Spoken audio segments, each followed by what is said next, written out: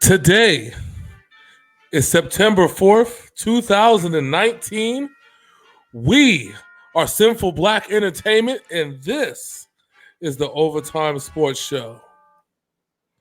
What is good? What is good? What is really, really good? Ladies and gentlemen, this is your boy James, a.k.a. Hollywood J. Blaq, live in the building once again. And I am not alone. We are live in full effect. Throwing it down. Because you know what it's time for. It's time for that NFL Kickoff. And I am not alone, my friends. I have my main man, the big MF and Sin. How you doing, Big Sin? How you doing, sir? I am in serious need of a haircut. That's how I'm doing right now. You and me both. That's why I'm wearing my hat, because I am in shame of my hairstyle, because I haven't cut it in a while. And I got to come correct with the fans, right? No, hold on. I got thinning shit. So my shits, I look like an old man now. Well, you've been getting AARP letters since you were 18 years old. This show has been sponsored by the AARP, taking care of Big Sin since he was 18. But on the bigger and better things, we got a whole slate of games. Aren't you glad that football is back? It is week 1, baby. We got like he said, we got a full slate. Every team on the docket. And me and Mr. Blaq have a bet for the end of the season. So that bet, it actually starts tomorrow. That's right. Because, as they always do, we have a Thursday NFL kickoff game. Who's playing tomorrow? Who's going to be playing tomorrow? We have the Green Bay Packers at the Chicago Bears. Yes. Let's start there. Now, when we last year, we had the Packers and the Bears on Monday night, didn't we? That was when Khalil Mack rose. Was it Sunday night or was it Monday night? It was a Sunday night game. That's when Aaron Rodgers got hurt in the first quarter and came back and brought the Packers back from a fucking 20-point deficit on a bum leg. Yes. And so I remember that game like it was yesterday. That was the rise of Khalil Mack. That was we talked about it, and we said this was going to be the Khalil Mack statement game. And it was, because that Khalil Mack showed up for 17 games the entire season. Well, that Khalil Mack ran up to Deshaun Kaiser and just took the ball out of his hands while he was dropping back for a pass. Deshaun Kaiser didn't want the ball. He didn't want it. I mean, he just didn't want it. I mean, what I'm saying? All right, motherfucker. Give me your shit. So this is the first time in 5 seasons that the defending Super Bowl champions are not in the Thursday night game. No, and you know what, though? I think I'd rather see this game, especially after what happened last year and how it was one of the most high-rated games on NFL television last year. Still has one of the records, and so I think this is, you have to kick it off with this, because last year they split the series. The Bears absolutely stomped the Green Bay Packers in the second game last year. We have to see what the Green Bay Packers are going to bring. And I think it's probably good for the NFL to find out exactly, like early, where they're going to seat the Green Bay Packers. Because if they get stomped out by the Bears again. Well, we know that this is the Bears' division to lose. Yeah, we've stated that numerous times. We don't know what the Lions are going to be. Do we really trust Kirk Cousins? No. But I will say this about Kirk Cousins. I just posted, so go ahead and talk while I pull this up real quick. Yeah, I saw what you posted. It was actually some eye-opening information. Now that you look at it from a perspective, I mean, we'll talk about it as soon as he brings it up. But it was something that I thought about it. I was like, I got it right here. All right, so people keep harping on Kirk Cousins about his 4-24 record against winning teams in his career. But nobody wants to talk about Aaron Rodgers' record versus winning teams since 2012, which is 5-23, or Matt Stafford, which is 8-54. Yep. I mean, I can say what Kirk Cousins has a playoff victory instead of Matt, which some Matt Stafford don't. I mean, even at that.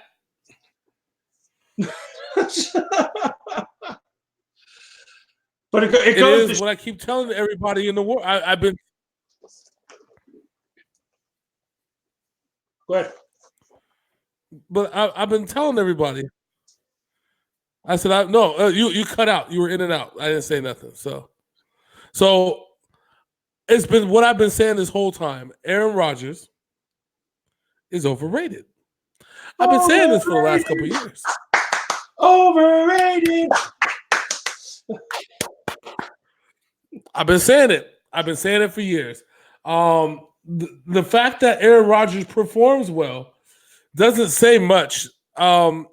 See, you know what I equate Aaron Rodgers? Everybody brings the argument about Aaron Rodgers and Tom Brady, okay? So this is where I'm going to dead this argument, and everything else is what it is.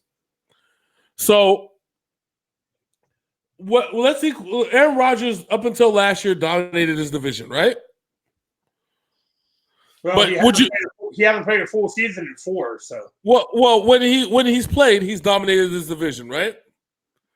Before this past season. Yeah. Now, and Tom, you can say the same thing about Tom Brady. Consistently over his career, he's dominated his division, right? Mm-hmm. So what about the other 10 games? Tom Brady wins. Exactly.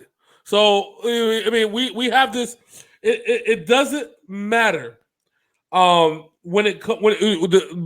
to me, the only conversation when it involves a quarterback who's better stat wise and all stats don't give a shit. When it comes down to it, when a game needs to be won, who do you put the ball in whose hands? Do you put it in Aaron Rodgers' hands or do you put it in Tom Brady's hands? You put it in a 43-year-old's hands and let him do his thing. Yeah. And that's what it comes down to. So now we have this game that Aaron Rodgers needs to redeem himself. Apparently, Aaron Rodgers is fully healthy. The Green Bay Packers have a new coach. They have a new offensive system. They have Aaron Rodgers is getting what he wanted, and he's still bitching and moaning and complaining. Still bitching and moaning. And the fan, these fans are just eating it up. Oh, he's just being competitive and blah, blah, blah, blah, blah. Let Tom Brady say something about Bill Belichick and watch how the media flies. Let Tom Brady say anything. Yeah. Tom Brady has the best competitive spirit in the NFL, but he gets talked about because of it. Hey, here we go. And I know I wasn't going to mention his name because he's not in the NFL right now. But as much shit as Colin Kaepernick gets, at least he wasn't a shit teammate like Aaron Rodgers was. Well, there's your pipe ball. The Indianapolis Colts would rather turn to Brian Hoyer than Colin Kaepernick. That's all fine and dandy. But meanwhile, they want to sit here and call Aaron Rodgers one of the greatest arm talents of all time, greatest talent quarterback of all time, and he hasn't done shit. At least Dan Marino has the stats to back up his claim at least a top 5 quarterback of all time. And Dan Marino didn't have half the weapons that Aaron Rodgers has had over his career. Yeah, the only person I can remember is Mark Clayton. That's it. And that's because of Tecmo Super Bowl. And then we got the Chicago Bears. Yeah. A top defense in the NFL. The number 2 rated running back core in the NFL behind the New England Patriots. Yep. Still an untested quarterback. We're going to see what Mitch Trubisky really is this season. Well, this is the year that they gotta let the chains off the motorcycle and just let it ride. They gotta use all 6 gears of this transmission in this car that they're driving. I don't have. Thing I'm going to predict right now about this offense is Tariq Cohen. If he stays healthy, he will be a Pro Bowler at the end of the season. I believe it. Tariq Cohen is a monster, and the thing about Mitch Trubisky too, he's an untested runner. You see that he has the potential to game change a play with his feet. Mm-hmm. He kind of restricts himself, kind of like how Brady and Montana, Drew Brees kind of restrict themselves from running. But when he runs, the play is wide open at that point. They don't know, and it's usually a play where they set it up 4 wide, 3 wide. Sometimes they can even have Mitch Trubisky run 2 wide, and everybody downfield, and all of a sudden Mitch Trubisky just runs off. He's probably one of the more dangerous runners, and he runs with a reckless abandon too, but still knows how to slide the safety. I think year 3 is gonna be put up or shut up. Is Mitch Trubisky the driver of this car, or are they going to have to get him more weapons? I don't think he needs more weapons, though. He did it last year with no weapons except for Tariq Cohen. They got rid of the dead weight and Kevin White in the offseason. The Bears have weapons. Mm-hmm. Yeah, they got rid of the running back that was milking out there. That dude, Devin White, they got rid of him. He's finally out of there. But the Bears, I like them as a complete squad. Matt Nagy has them boys, right? This is going to be it. The bright lights are going to shine. And Chicago fans, stop blaming Cody Parkey for the field goal last year. It wasn't his fault. No. And the fact that they used him as the martyr when, in fact, he kicked, 3 game too? If it wasn't for him, the Bears wouldn't have been in that game to begin with. And the fact that since cutting him, they've gone through 7 kickers in this offseason. So yeah, I would have hired that man back so fast. So now it's time for we'll alternate on who picks first throughout every game. So this one I'm gonna go with you first. I have in my mind who you're gonna predict. I already put your initial next to one of the teams. So who you got? Green Bay at Chicago. Oh, I got Chicago all day, every day in this game. It has to be. This is the game that, like I said, this is going to be put up or shut up time for Aaron Rodgers, and I don't think that he's ready to put up this time. I think, especially with a new offense in place, I don't think that they're ready. For the first time in his career, Aaron Rodgers does not have Mike McCarthy. Yep. I think this season is going to be a struggle for the Packers. We talked about it when we talked about the NFC North. Yep. I believe Chicago wins this game. It'll be a close one, but I got Chicago. Yep. There we go. All right. So next up on the docket, we have the NFC representative of the Super Bowl, the Los Angeles Rams, at the Cam Newton-less Carolina Panthers. Yes, Cam Newton is out for the first game of the season. Because he got injured in the game against New England. Yep. This one was a little bit unexpected to me. You see that Eric Reid was campaigning that if the problem with Cam Newton is that their offense is based around the scrambling quarterback. I have a problem with Eric Reid for the cheap shot he put on Ben Watson. Well, yeah, I'm not gonna sit here and lie to you after getting an argument on Twitter. Yeah, I know. It's not much I can do about that. You know, these you know how players get. That's all I can say. But the problem when you have a quarterback that doesn't scramble, a quarterback that scrambles, is that you have to put quarterbacks behind him that scramble too. The 2 guys that they have as Cam Newton's backups don't know how to scramble. So that means you have to come up with a completely different offensive game plan coming into this game. Ron Rivera has spent years creating an offense and a defense that supports Cam Newton and his intricacies. And without Cam Newton, they have struggled at best. In this game, I don't think it's going to be any different.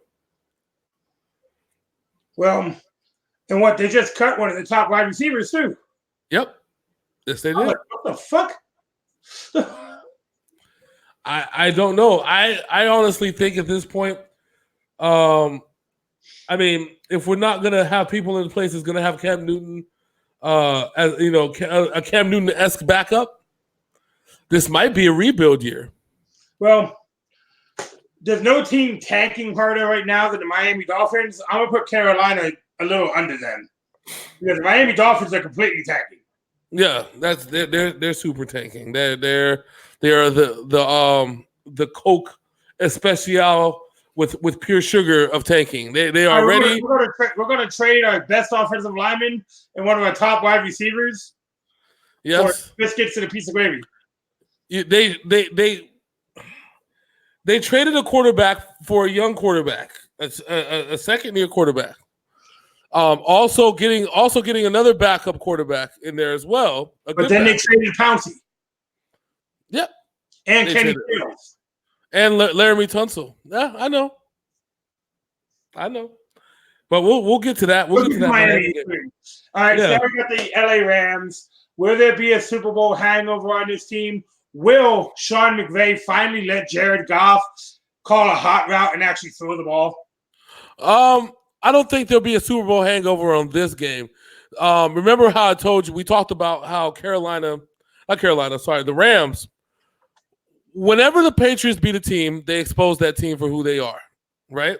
Mm-hmm. It's exactly what it takes to beat that team. The problem is that the Panthers don't have the personnel like the Patriots do, nor the defense to hold off Jared Goff the way that they need to. No, and we also got to remember this Rams defense also now has Clay Matthews and Eric Weddle in the backfield. Well, yeah, and now their offense is back in full strength. They have Cooper Kupp back in the lineup, and Aaron Donald was happy because he got paid. Yep. I mean, this is going to be one of the statement games for the Rams. I don't think that the hangover starts yet. It'll happen maybe in a couple weeks or so, but not yet. All right, so I'm picking the LA Rams to win this game. Who you got? All right, you already know me. This is going to be the Rams. No Cam Newton means Rams all day. All right. So next up, we have one of the teams that beat New England last year and didn't make the playoffs at one of the best bets in the NFL right now. We have the Tennessee Titans at the Cleveland Browns. The Browns are coming in as the heavy favorite in the NFC North. Oh, yeah. We talked about the Tennessee Titans and their failures, as they say. This is the year, essentially, that Mariota needs to put up or shut up. While the Browns are coming in with the loftiest of lofty expectations. They just even found out that they're going to be wearing their Color Rush colors, as their home Browns play. are coming out to put on a show on Sunday. Oh, yeah. This is going to be another statement game where I will be watching the Browns on Sunday. Yeah, this is a game where a lesser opponent is facing a team with high expectations and all the firepower. And in week one at home, you got to give it to the Browns. I mean, last year the Browns had a much worse team than they have right now, and they almost beat the better Pittsburgh Steelers in week one. Yep. I mean, you have to look at the Browns right now as the Rams from last year, right? I honestly think this Browns team had a better defense than the Rams last year. Oh, no, I believe that too. I mean, when we talk about 180s, I think that's where we got to kind of put it. Yeah. That's where it's at. Baker Mayfield is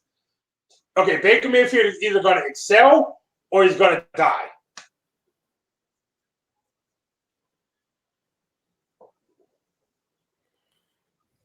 Did I cut out again?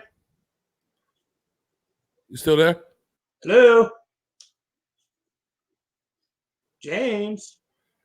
Yeah, I'm here. Are you here, sir? What I said was Baker Mayfield is either going to excel or he's going to die.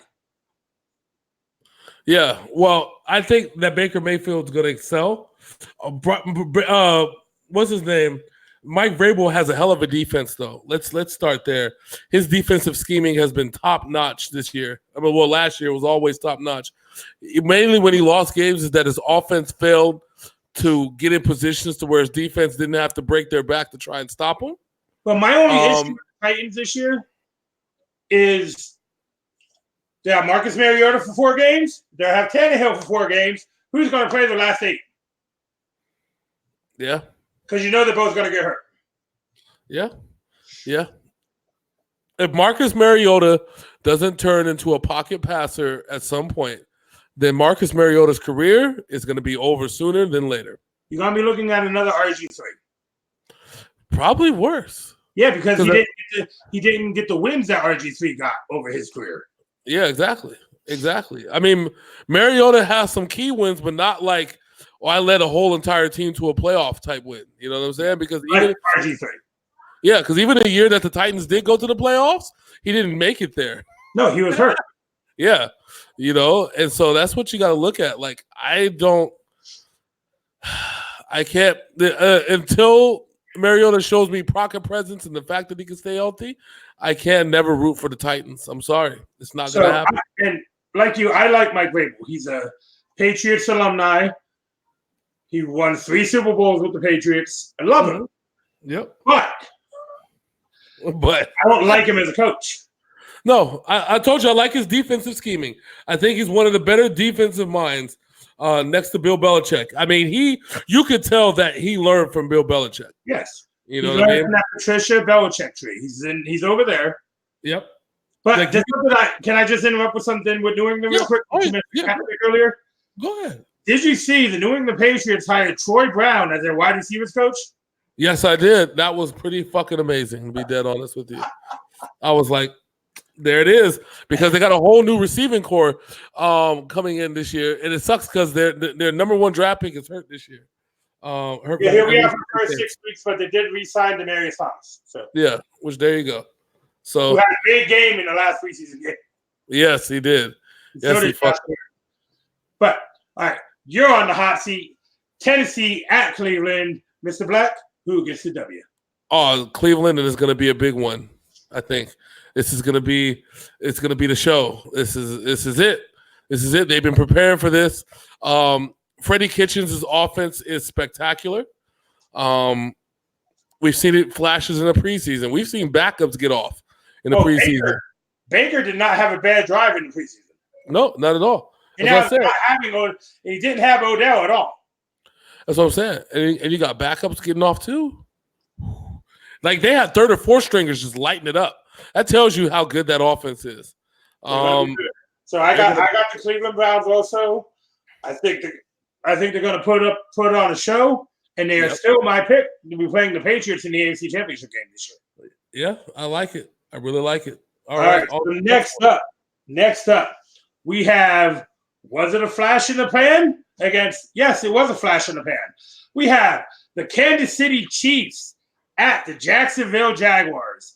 Now, let me start with the caveat of saying Blake Bortles is no longer on the Jacksonville Jaguars. They have a Super Bowl winning quarterback under helm with Nick Foles, who has never played good when he has his own team. Well, in his defense, Jeff Fisher was his coach in that run. When Jeff Fisher comes to your team, you know you're relocating. Anyways. Does Jeff Fisher work for Oakland? I'm saying, right? He's probably hiding somewhere in the Oakland front office somewhere. All right, so we have Patrick Mahomes, who now the NFL has plenty of tape on. Yep. Which they didn't last year. With this Kansas City team whose defense is still relatively weak, and they lost some good players. They cut Eric Berry, who is the heart and soul of their defense. Yep. Well, you still don't know if Tyreek Hill is actually going to play this year. So here's my problem with the whole Eric Berry. Before we go on, I was so angry about that whole Eric Berry thing. You know why? It's because he had cancer and actually got back on the football field. Yeah, he survived cancer, survived the injuries, got back on the football field, and only played one game, which was the biggest game of his career. And he got burned because he was rusty. Yeah.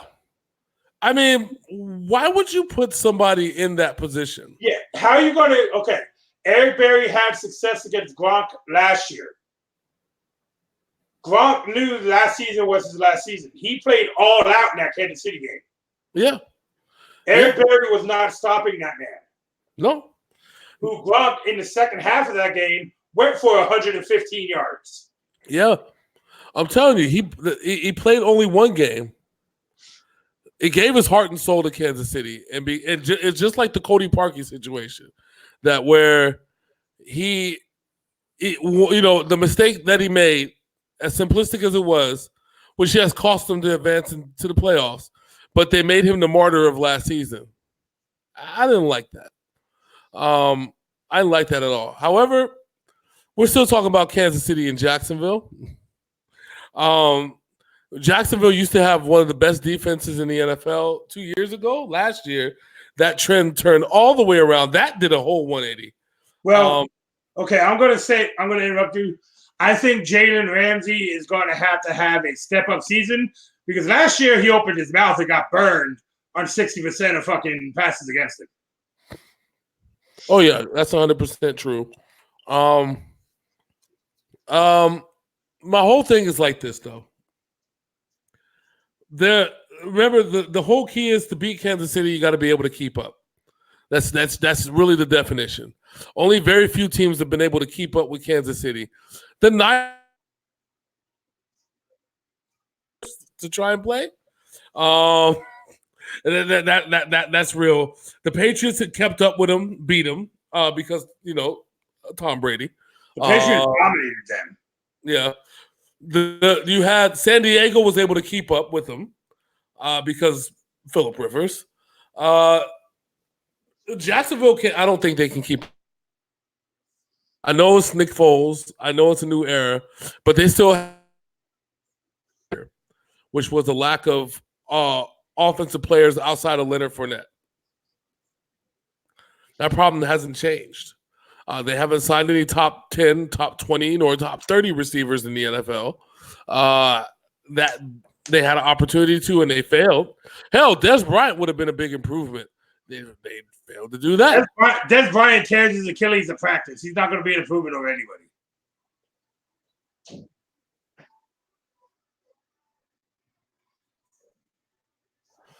Well, he would have been approved. Name a receiver in Jacksonville not named Dede Westbrook.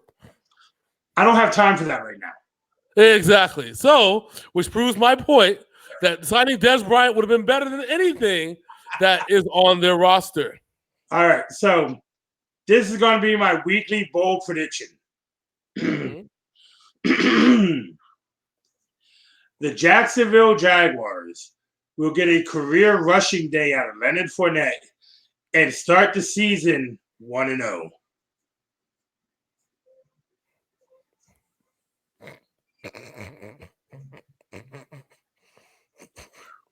You wild. You are wild. Hold on. I think I broke him. This nigga said the Jacksonville Jaguars are going to start out 1-0. Can you believe this shit? Okay, well, now that we've had our laugh for the day, he's really, really real. Let me tell you something. Mark my words. Jacksonville's going to get beat by 20 plus. Okay. They're not gonna keep up. Jacksonville's not gonna be able to keep up with the Chiefs. It's not gonna happen. That's just the way it goes. I don't have any much more to say. We have to keep this one short and sweet because we're talking about Jacksonville until Jacksonville actually shows me something, which they didn't show all preseason. Okay. They didn't show in practice.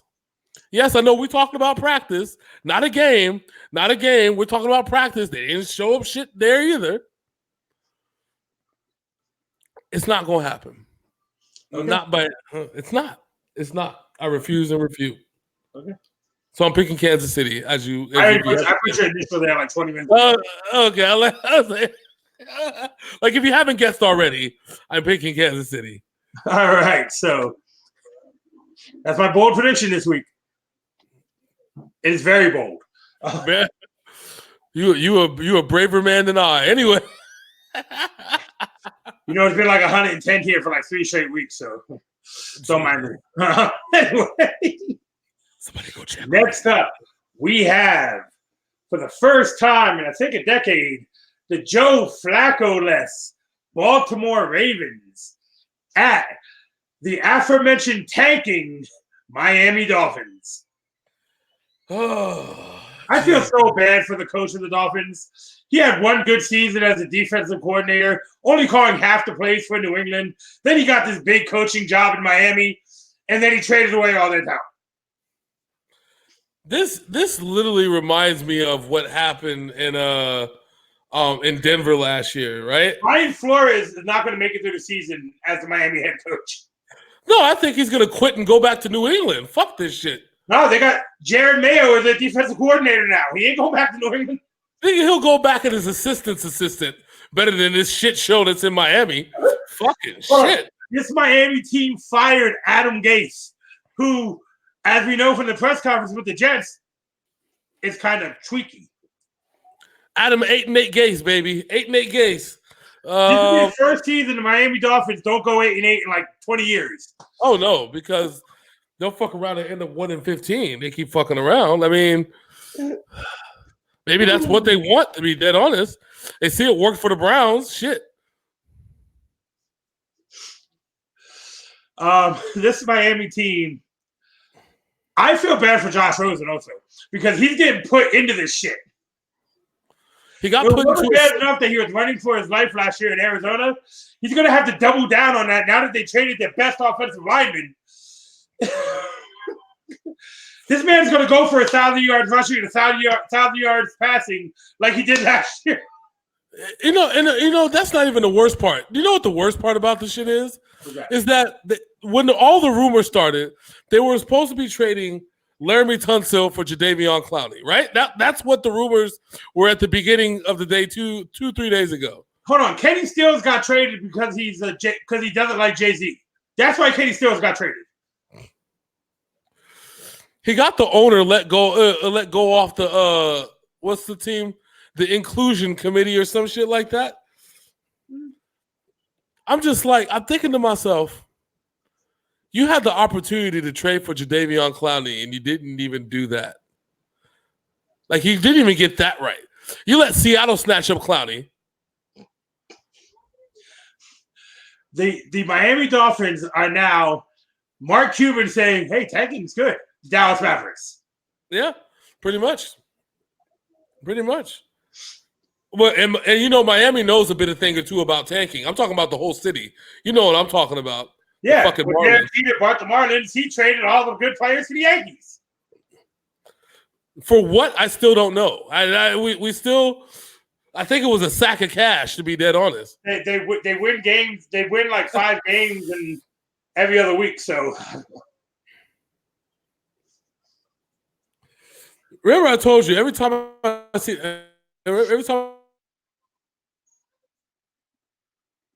a briefcase or cash. Every time I hear the words cash considerations, I think the owner pulls up, pops open a briefcase. Here you go. Give me your players. I'm out. Peace. Thank you for the cocaine. Yeah. Thank you for the cocaine. Although they could have probably got it free from the damn hurricane because it's been popping up on the beaches lately. But you know. Or you're talking about see, and that's why Dorian didn't do damage to Florida because they thought it was going to get traded to another team. Anything with any amount of leverage and power in Miami is now gone. Well, think about this. Do you notice that once Dorian pulled up to the Bahamas, it was stuck in between the Bahamas and Florida, and after it left, all the fucking cocaine start popping up on the damn beach? Is that not ironic? It went to Dan Peter's house. Dorian was high to the motherfucker. Anyway, he's like, oh, I want to go there. They're taking on a team whose quarterback would probably like to have more rushing yards than passing. I mean, that's his MO. I mean, when you got Greg Roman who designed the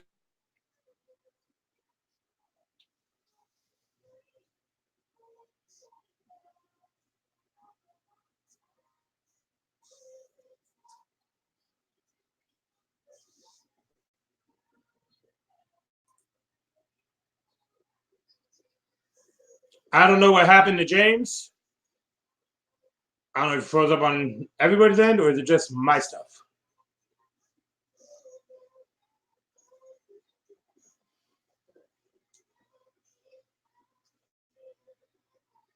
Let me text him and find out. Because he was in the middle of a thought.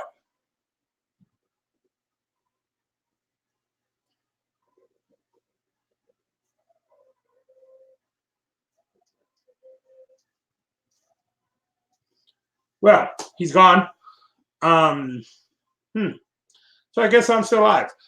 Anyway, we're talking about the Baltimore Ravens at the Miami Dolphins. This is a little awkward because we're supposed to be doing predictions against each other. I'm going to take the Baltimore Ravens in this one. They're a better all-around team, whereas the Miami Dolphins just sold their soul for nothing. Literally nothing.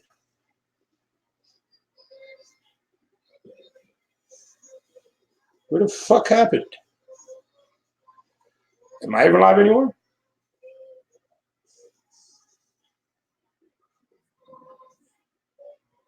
Yeah, I am live still. So hopefully he gets back here quickly. But they are dealing with weather conditions over in Florida, so he might not be. I don't know. So I'm gonna keep on talking about how bad the Dolphins are. Oh man, I'm struggling here, and I apologize for that.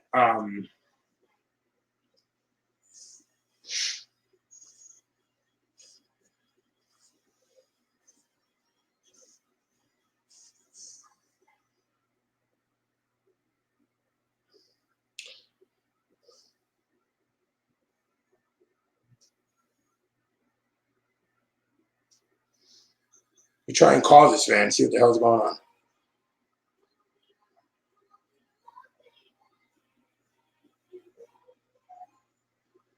See if he answers. Get his prediction from the phone, I guess. I'm back. Okay, you back? Yes, I'm back. That got really awkward. I'm over here trying to do a prediction show with you, bounce shit off each other, then poof, James gone. I don't know what happened. My 5G network disappeared. It said, fuck this shit. And so my computer's like, well, what the fuck you want me to do now? So anybody watching this on Facebook tomorrow, I am not editing that out because it was just an awkwardness between me and the camera. I mean, I can't wait to see the replay on this one. This one's going to be interesting. It even got so bad that I looked at my phone to see if I was actually still alive. I'm like, yeah, I'm still here.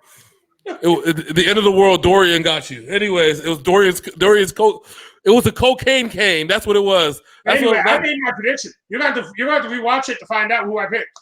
Well, fuck. No, I'm kidding. I picked the Baltimore Ravens. Oh yeah, about to say, because like if you picked anybody but Baltimore, this is gonna be a problem. So I already made my bold prediction for the week. Okay.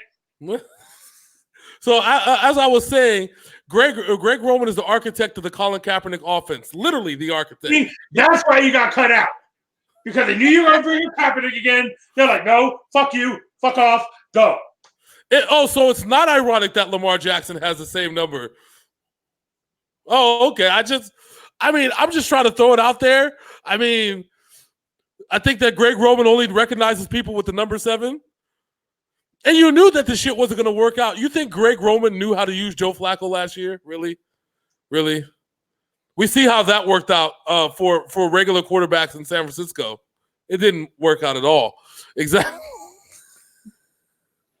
That's what, you know how Greg Roman, I need a number 7. Some guy that's black and can wear the number 7. Just get the fuck out there, guy. Run Don't worry about passing. Fuck that shit. Didn't work in San Francisco. Run, motherfucker, run. And that's exactly why Baltimore's been winning. And that's why Baltimore's going to win this game. Because Greg Roman still thinks that Lamar Jackson is Colin Kaepernick. I swear, dude. I'm going to go buy a whiteboard and put check marks every time you mention Kaepernick on there. Don't get mad. Don't hate the player, sir. Hate the game, okay? I'm not hating. Just he's been out of the NFL for almost 5 years, and you're still talking about him. Anyway. 4 to be exact. 4 or 3. 4, I don't know. Shit, fuck. I think it's 3 now. We're on year 3. We're on year 3 of Kaepernick-less football, and they hire Lamar Jackson. And we're on year 3 of Extreme Kaepernick Talk, brought to you by Hollywood J. Blaq. It's not extreme. I mean, I can get extreme, but we're not going to go extreme. It is not my fault that the Baltimore Ravens hired their coach. It's not my fault. So next up, we have a team who blew a 28-3 lead in the Super Bowl, taking on a team that had so many high expectations after nobody took them to the playoffs that they flopped last year with a franchise quarterback. We have the Atlanta Falcons at the Minnesota Vikings. The Atlanta Falcons at the Minnesota Vikings. Okay, so which team do you want to talk about first? Because I have a lot to say about both of them. I would like to talk about the Atlanta Falcons because Julio Jones will catch touchdowns before the midway point of the season, unlike last year. All right, well, now that apparently they know how to use Julio Jones in situations where he's been there for, 6 seasons? Yeah, fuck. Anyways, it's not like he hasn't been an all-pro wide receiver. He's not like there wasn't a leading wide receiver in receiving yards and fucking touchdowns a few years ago. 28-3. 28-3 made him stop believing in Julio Jones, even though it wasn't Julio Jones' fault. Nope, that one was all on Kyle Shanahan, who's the coach of the 49ers. But that's we're not going to run the football anymore, even though we're having success. Let's just throw it, even though we're up 25. So, it doesn't matter if we have 2 of the best running backs in the NFL. We don't, you know what I'm saying? Fuck it. Let's see if we can embarrass the Patriots. And that's when everything. That's when Mohamed Sanu walked up to him. Hey, coach, I think we need to run the ball. No, we're good. Okay. If anybody knows what the New England Patriots are all about, it was Mohamed Sanu. Since when he was in Cincinnati, the Patriots played and beat them every year. Yep. And the crazy part about the whole Atlanta Falcons thing, like the one thing that trips me out is that now you have 2 really good wide receivers. The one guy that they drafted last year, alongside to help out Julio Jones. And you have Matt Ryan, who's still Matt Ryan. I mean, he's still guaranteed to get you at least 30 touchdowns. I know, but he's a 30-10 guy. He's still going to get you 30 touchdowns, 10 interceptions in a year.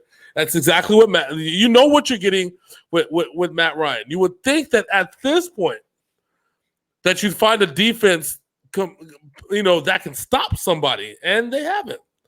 Consistently, the defense has gotten worse over the years. Yeah, since they lost Claiborne, they have not been the same.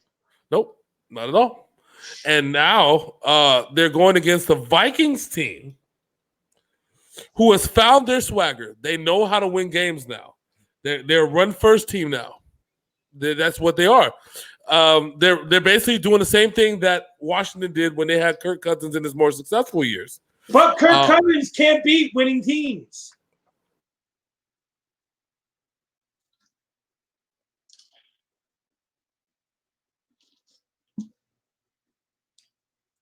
Did he fucking go down again? Am I sitting here talking to myself once again? A debate show does not work without somebody to debate with. Yes, I could probably mention the multiple personalities I have and let them argue amongst each other, but that does not make good sports talk. So what I think he's going to say is hippity hoop blah, blah, blah, blah, blah, blah, blah, blah, blah, blah. Minnesota defense wins. But they are a run-first team. So on replay, if he gets back here and he says all that, then I can look at him and say, told you so. I told you so. And yes, I am here by myself once again because his internet is shit. So I'm going to try and call him once again to see if the fucker wants to try and make his shit while he's on the phone.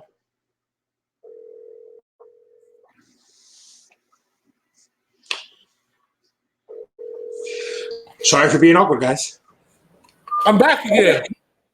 Well, you're going to have to watch the replay because I did your whole analysis of the Vikings as you while you were gone. Oh, really? Well, fuck. Yeah. It got a little awkward again. I'm sorry. I don't know what the fuck is happening. And I said, you know what I said? And I quote myself. It's hard to have a debate about sports when you're sitting there talking to yourself. But when you have multiple personalities, I can put them all out there if you want to. Oh, Lord Jeebus. That would make for a heck of a show. So this is going to be one of the tougher games to pick on this time. Well, you're getting ready to talk about what Minnesota is. I gave a prediction while I was here by myself of what you're going to say. So I want to see if I'm right or not. So Minnesota has Dalvin Cook. They picked up another good running back. I can't remember his name right now.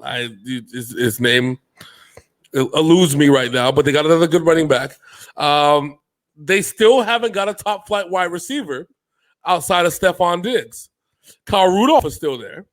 Adam Thielen? Oh, Thielen. Oh, I forgot about Adam Thielen. Oh, I'm sorry. He was a Pro Bowler last year, wasn't he? Remember, for the first 10 weeks, he had a touchdown every week. Then they forgot about him. Yeah. Much like you just did.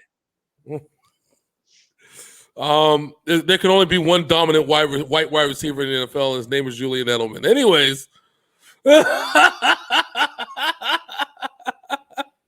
It's like Highlander. There can only be one, fuckers.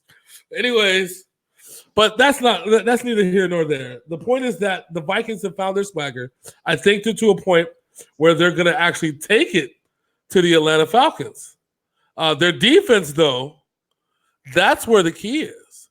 That is where the big key is. They had the top 5, top 6 defense last year. Yeah.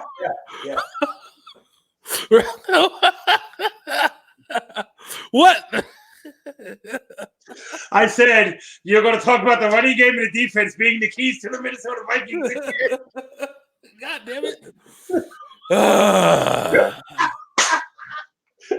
Welcome to the Ovatyme Sports Show, ladies and gentlemen.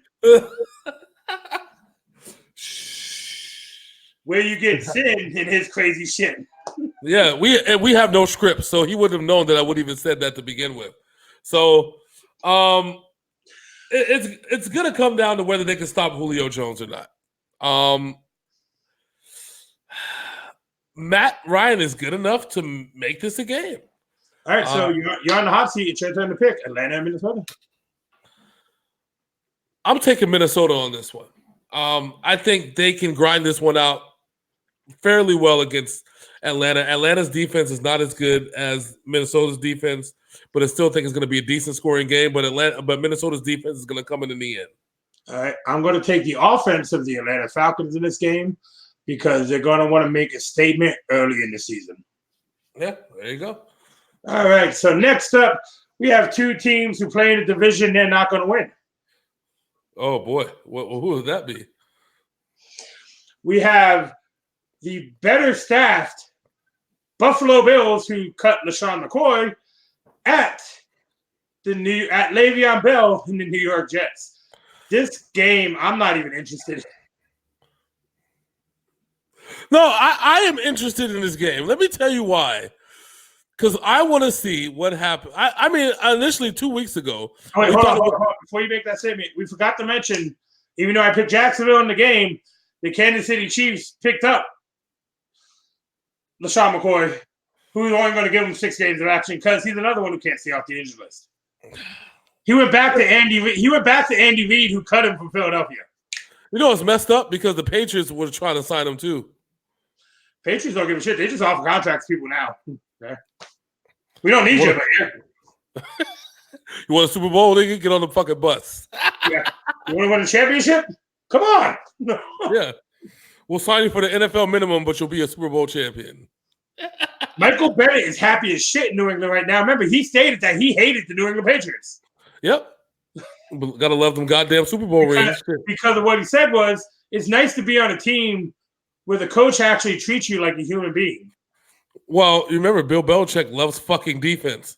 I know, but that tells you a lot about Pete Carroll and the coach of the Eagles. They didn't treat them like people. They treated them like machines, and that's not how you win. There's a reason New England has been so successful. Yeah. Well, I mean, you know how it goes. So, I'm sorry. Any Buffalo and Jets fans, I took away your swagger to talk about the Patriots. I mean, we got LaShawn McCoy. What's the? Is it Josh Allen? Is that the quarterback name? Yeah, remember he had more rushing yards than the running backs on the Bills last year because the Bills' offensive line was shit.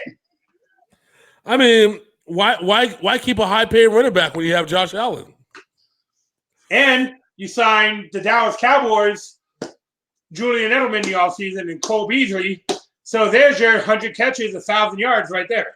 There you go. And now we're going against the Jets team with still a solid defense. Who Le'Veon Bell wants to put on a show to show Pittsburgh that it was a mistake not paying him. Yeah, but is he going to be able to put on a show with a year 2 quarterback? 4 or 5 games, yes. Yeah, with no receiver. He's going to get hurt, like he does every year. So do we choose the man that's going to be running for his life, or are we going to choose the man that's running for a new contract? Oh.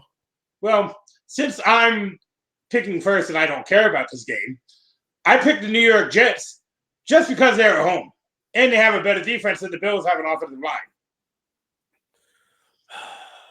All right, it's bold prediction time.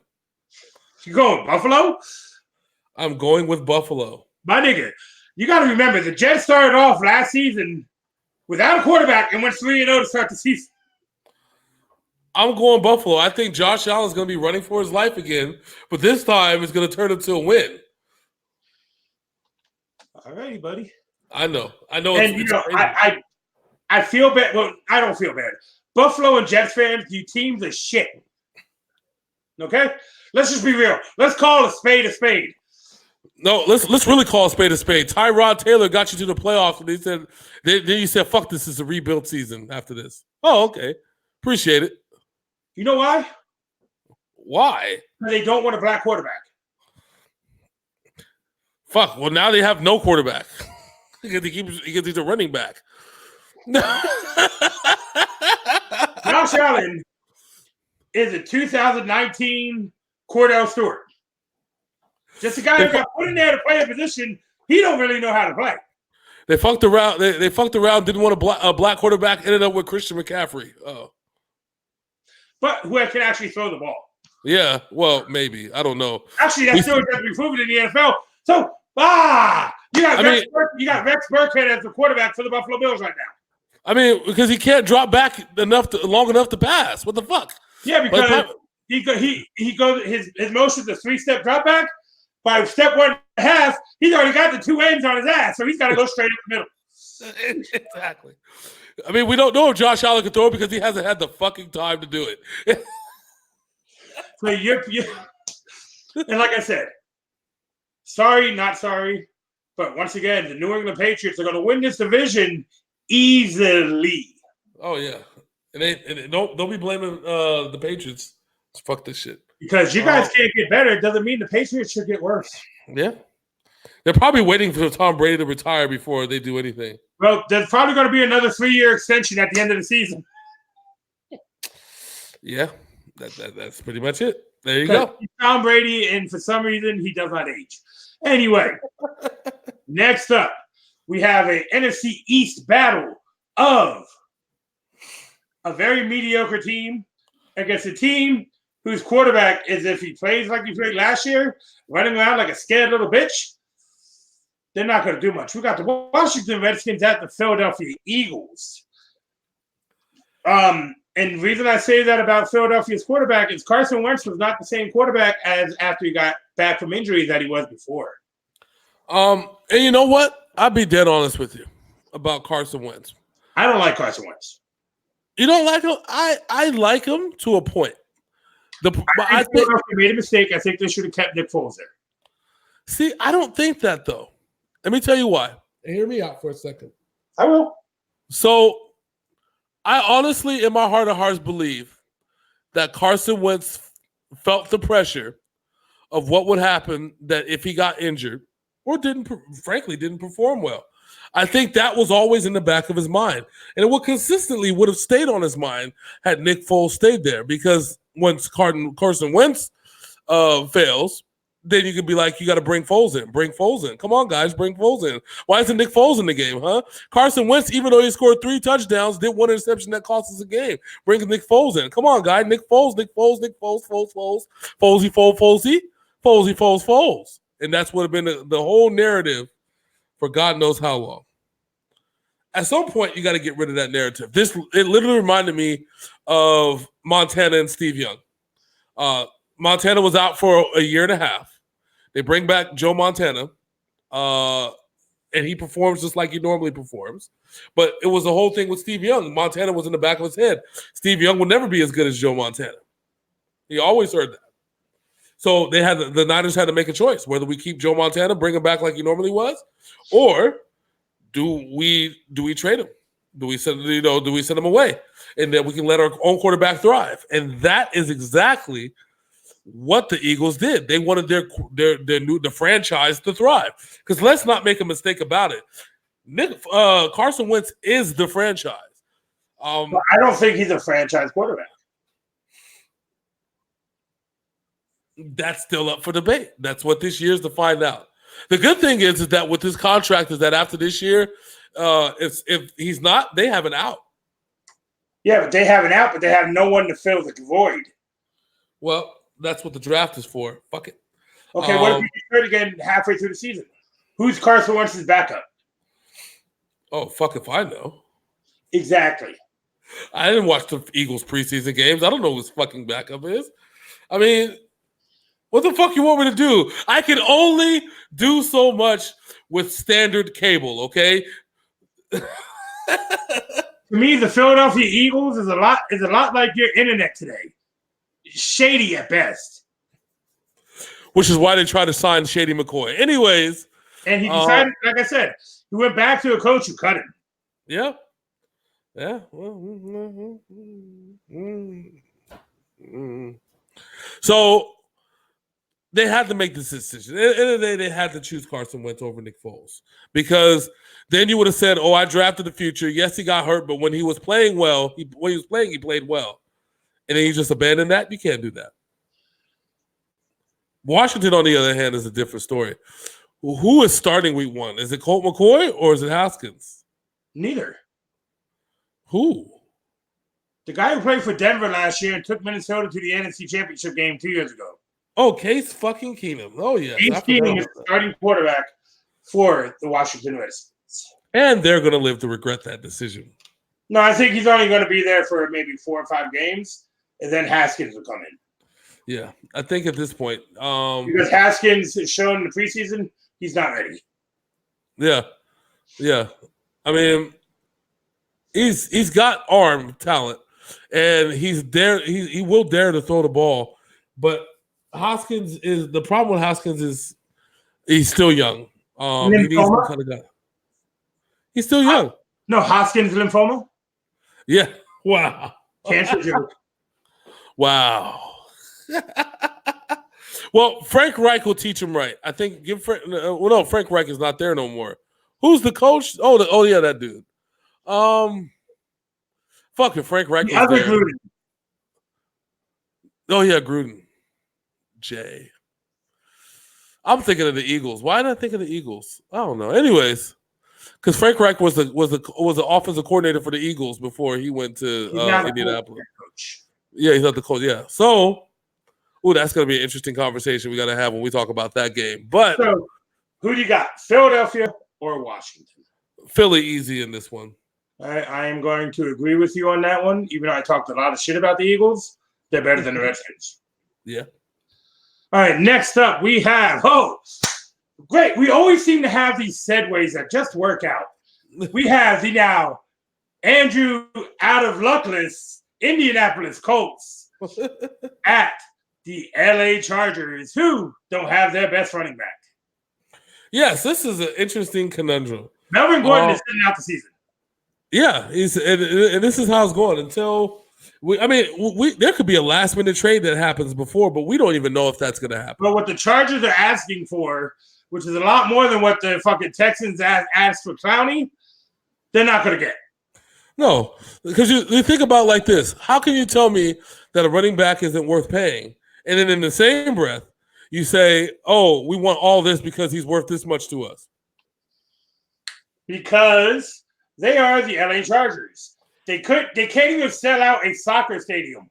They were one of the hottest teams in the NFL last year and was still selling tickets for $8 for midfield. Well, they're not going to be the hottest team in the NFL without Melvin Gordon. I promise you that.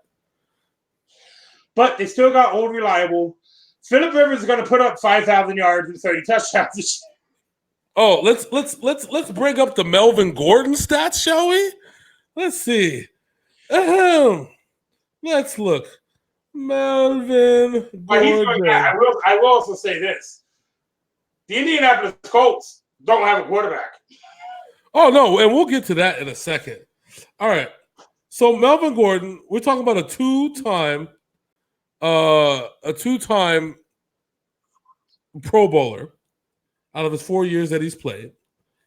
Last year, he divvied up the yardage. He had 175 attempts for 885 yards. He only played in 12 games last year. If he would have played in 16, would have easily eclipsed the 1,000-yard mark. He had 50 catches for 490 yards, 4 touchdowns on the receiving end, 10 touchdowns on the rushing end. He was about as vital to the offense as anybody else could be. He had 1,375 yards from scrimmage. The year before that, he had almost 1,600 yards from scrimmage. Yeah, that's because Keenan Allen was hurt. Yeah, so you'll still have to take that into consideration. That's 1,600 yards that's gone. You got to find 1,600 yards from somewhere. And quite frankly, I don't think the Chargers can. I don't think the team on the other side of the field. T.Y. Hilton was banking on Andrew Luck having a stellar season this year. Oh, yeah, of course.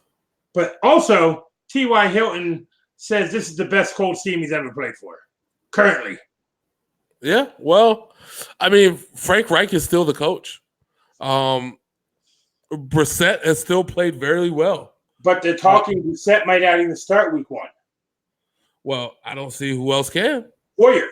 That's who they're slating to start the first week. Well, that would be stupid. You can't start a guy who barely knows the offense after 4 weeks. At least Brissett has been in the offense for the last God knows how long. Yeah, and he played almost the whole season and Andrew Luck was out. Yep.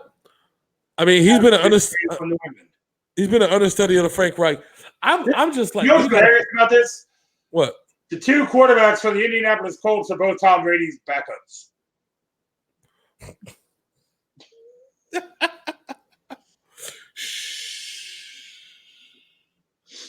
If they don't start Jacoby Brissett, then the Chargers are gonna somehow win this game. I'm picking the Chargers in this game. Like if it's legitimately saying Hoyer's gonna start this game, which I can see, which is bad, but I can see. Yeah, I gotta take the Chargers. Let me see. Let me look it up and see if they've announced who's starting real quick before you make your choice.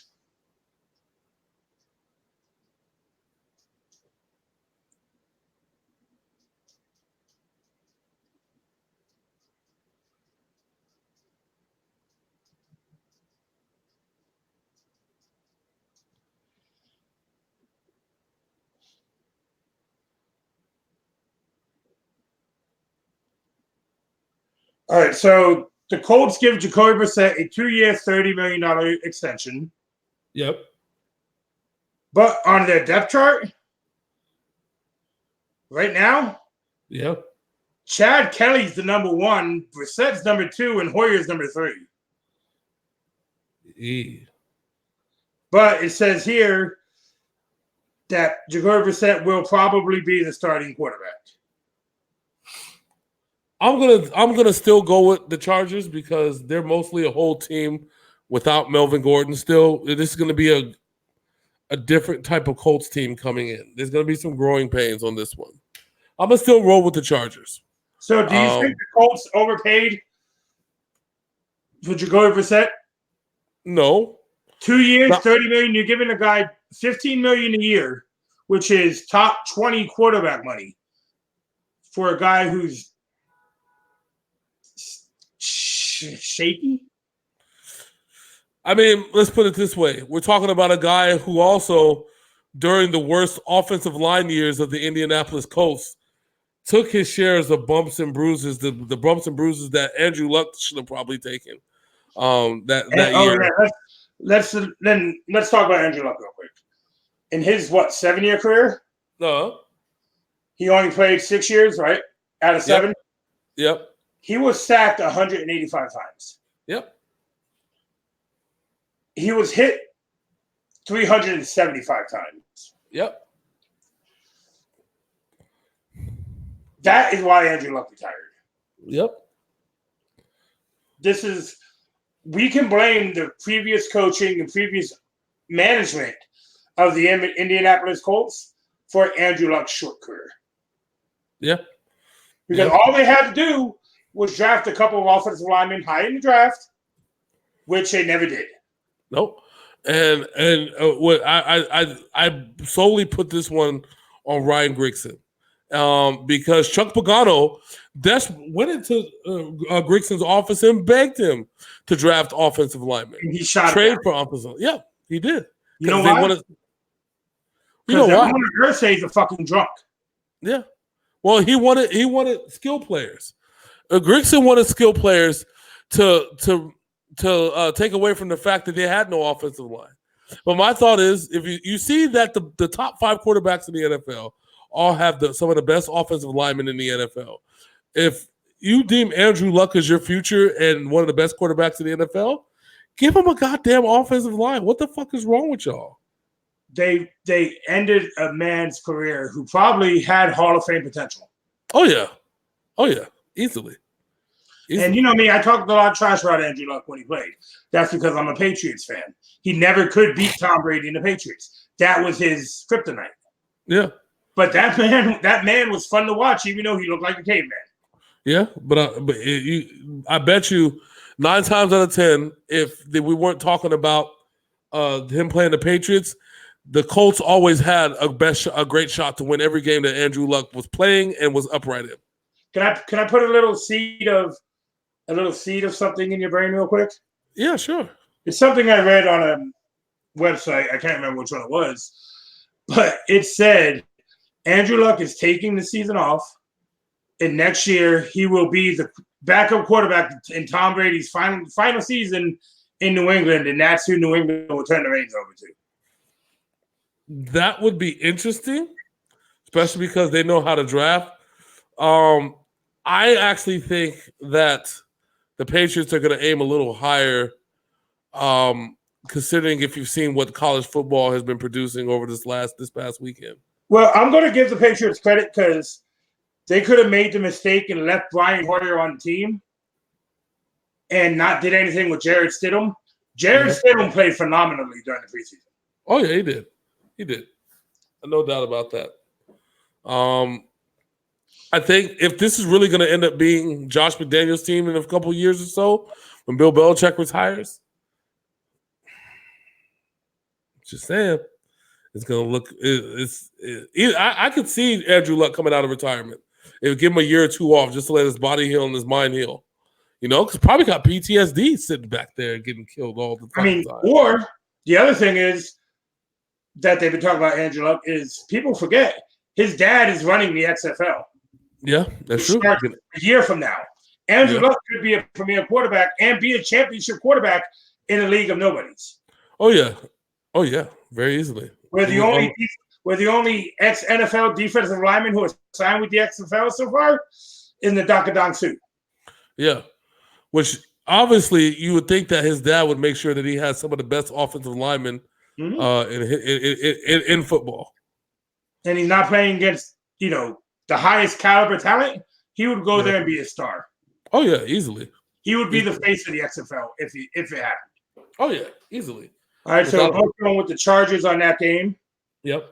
Next up, we have this game is going to get ugly in a hurry.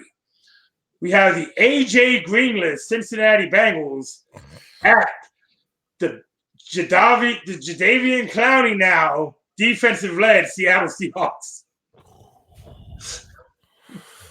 All right, so they have a running back. They don't have a a receiver. They have one good receiver. Do you think I think Clowney's going to hit Mixon and say, "This is what you give hitting that chick." Damn. But you're right, though. It's going to be bad. This one has – it's either going to be like this. It's either going to be a blowout, like straight-out blowout, or it's going to be a shootout. It's going to be a shootout. No A.J. Green. All they got is Joe Mixon and Andy Dalton. Yeah. I mean, last year they didn't even have that. And we already said that this is going to be one of Cincinnati's worst years ever. Yeah. This season. Yeah, at some point you got to stop blaming Marvin Lewis. Well, this will be the first real game they played without Marvin Lewis in fucking 13 years. Yeah, as I said, at some point you got. They're now rebuilding, and unfortunately for them, they got to go to the home of the 12th man and play now a re-energized defense with somebody who could blow past any offensive lineman in the drop of a hat. Oh yeah, so. Yeah, I got Seattle on this one all day. Yeah, I got Seattle in a big way because Russell Wilson's going to come out to put on the show. Yeah. He got that new contract. He found his blackness. He's going to come out to put on a swagger show. That's what he's going to do. So we both got Seattle on this one? Yes, sir. All right. So I'm going to speed these up a little bit because we've already been going for like an hour and 11. I'm getting tired. It's because of the malfunctions with the internet. We should be much further than we are, but we're not. It is what it is. I know. I'm sorry. So next up, we have an interesting game. A game between two teams that struggled last year. A game between a team who has a former New England Patriots head coach and the team who fired their head coach after one season for no fucking reason. We have the Detroit Lions at the Arizona Cardinals. Is the midget going to die? Arizona Cardinals. Starting Kyler Murray week 1. I like the Lions in this one. I like the fact that they're a whole team. This is who they are. Yeah, they have a running back now. Receiving core is still mad, but they have a running back now. Matt Stafford still knows how to throw a football last time I checked. Well, in my opinion, if the Detroit Lions don't make the playoffs this year, Matt Stafford will not be the Lions quarterback after the season. No, I don't think so either. That's a real. It's a shame because Matt Stafford has given everything to this organization. He puts up numbers. Yeah, just doesn't put up wins. Yeah, I mean it is what it is, right? But Arizona is the young team, a young fresh team. Their defense is going to be legit with Chandler Jones and Terrell Suggs leading the charge. Yeah, I mean, no doubt. They're gonna grind out some games, but this is one game. Patrick Patterson is suspended for the first 6 games. Yeah, but you gotta think about this. The Lions' defensive their head coach is a defensive guy. Mm-hmm. This is you don't want to go defense on defense with a defensive guy. You don't. Especially that defensive guy. Yeah, because he gave the Patriots fits last year. So they blew out the Patriots last year. Yeah. So I my money on this one, I like the Detroit Lions a lot. I think they need this one more so than Arizona does. Arizona could probably go without losing this game and still establish what they're trying to establish. Well, Arizona, the only team they beat with consistency every year is the 49ers. But I don't see this being a good matchup for Arizona. I think Detroit wins this one pretty easily. Oh, yeah, easily. All right, so next up we have an NFC West battle. Ezekiel Elliott got paid. Jerry Jones is still mad. We have the New York Giants, who got Golden Tate back, at the Dallas Cowboys. Ooh. Where Dak Prescott wants $40 million a year and still has not signed a new deal. He's not worth 40. He's not worth 30. Yeah, I'm like, and the fact that above my thing last what I said about Jacoby Brissett, I'd rather get Jacoby Brissett $30 million a year than Dak Prescott. My whole thing with Dak, right, is that Dak hasn't proven that without Zeke and Amari Cooper that he's a functional quarterback. Every time when he had nothing and only Cole Beasley, he was marginal at best. With Zeke, Cole Beasley takes his ass a lot. Oh, I know. Oh, definitely. With just Zeke, and even with Zeke and Dez Bryant at the time, they put up some numbers. They have a lot to prove. I think that right now Dallas at full strength. This is Dallas's game to lose. Be dead honest.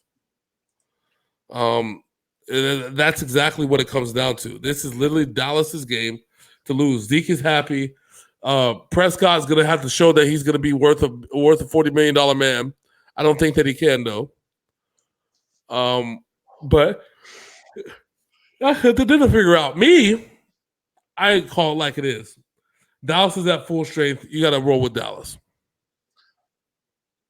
The only way I would pick the Giants in this game is you're going to laugh and give me that crazy look when I say that, is if they started Daniel Jones the quarterback. Well, I'm not going to sit here and laugh at you. I've seen Daniel Jones play in the preseason. Remember, I had my doubts and my reservations about Daniel Jones. We talked mad shit about Daniel Jones 3 weeks ago. He still wasn't worth the first round, number 6 pick. Get me wrong. Because they could have got him in the 6th round and got the same production. Yeah. However. No, I got Dallas in this game. Yeah.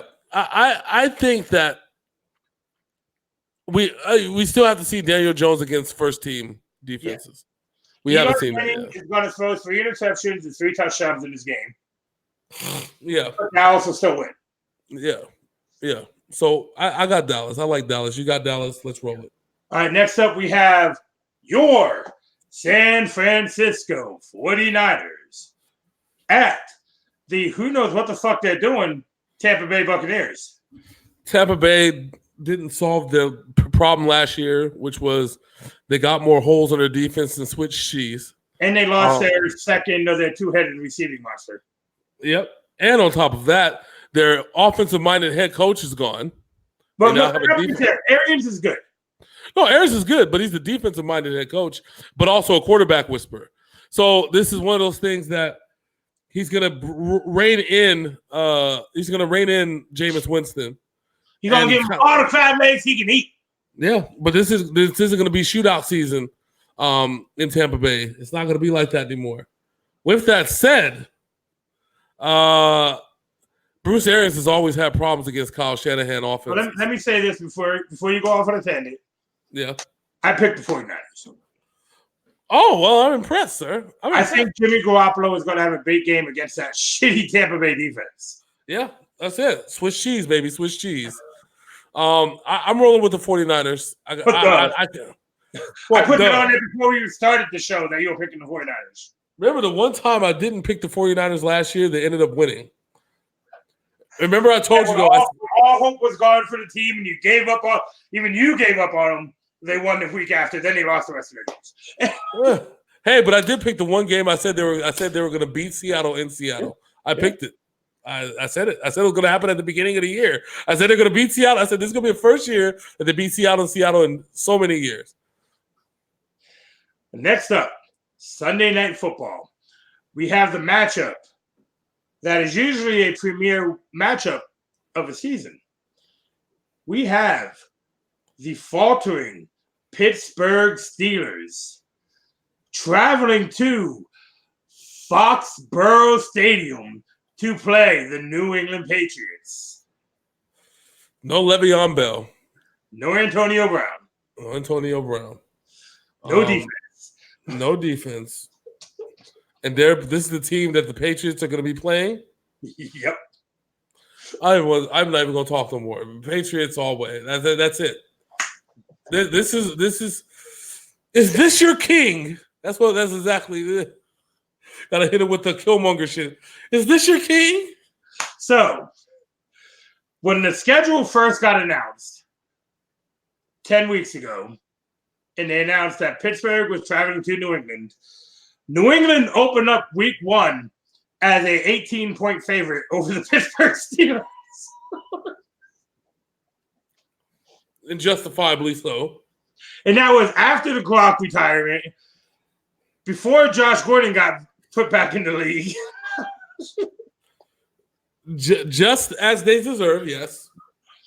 New England wins this game. Tom Brady, even when Pittsburgh was at their best, used to shred the Pittsburgh Steelers. Yeah. In Pittsburgh. He didn't do that shit at home. He beat them at home. But in Pittsburgh, he shredded them.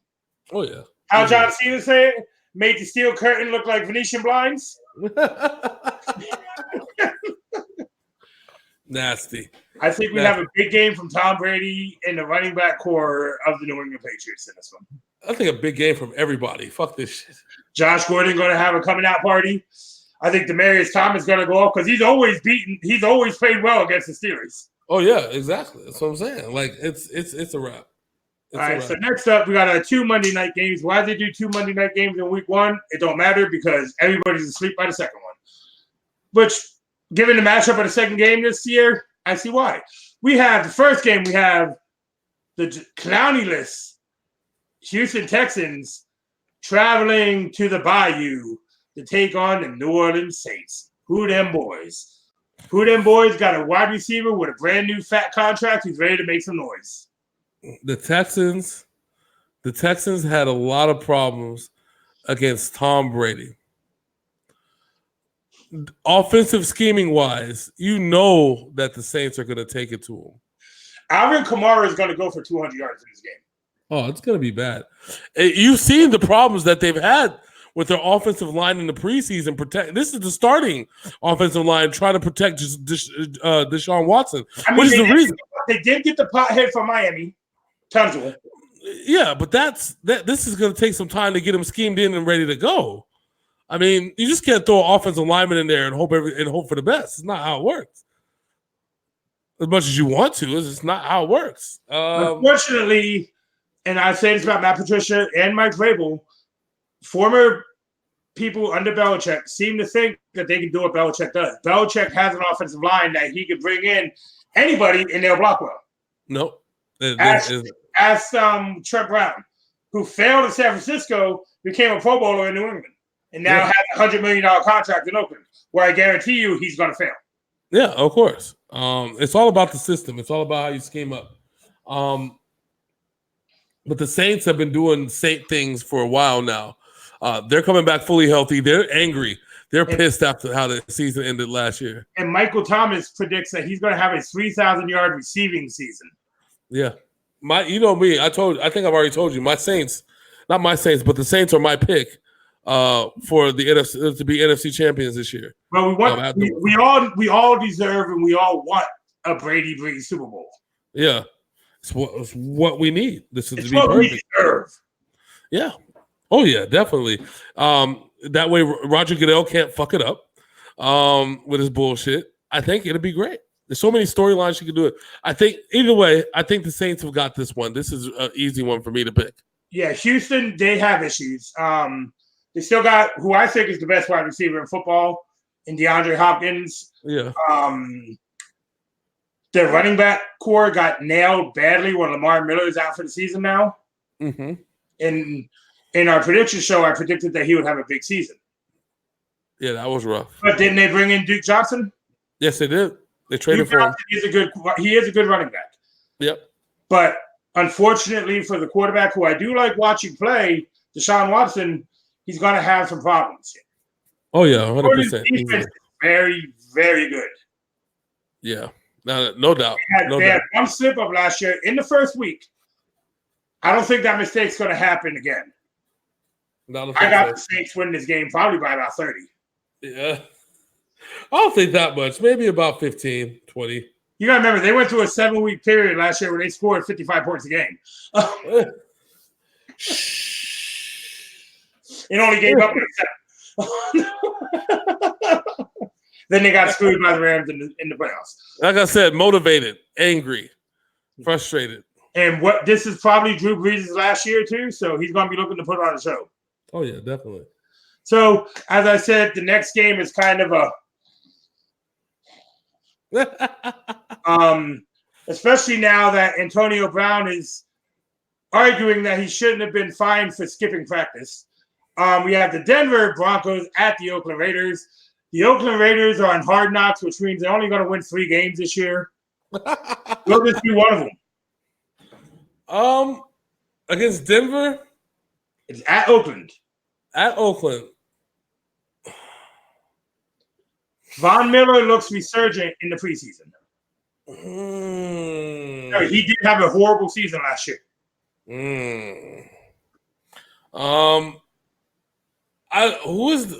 Joe Flacco is their quarterback this year, right? Yes, Joe Flacco.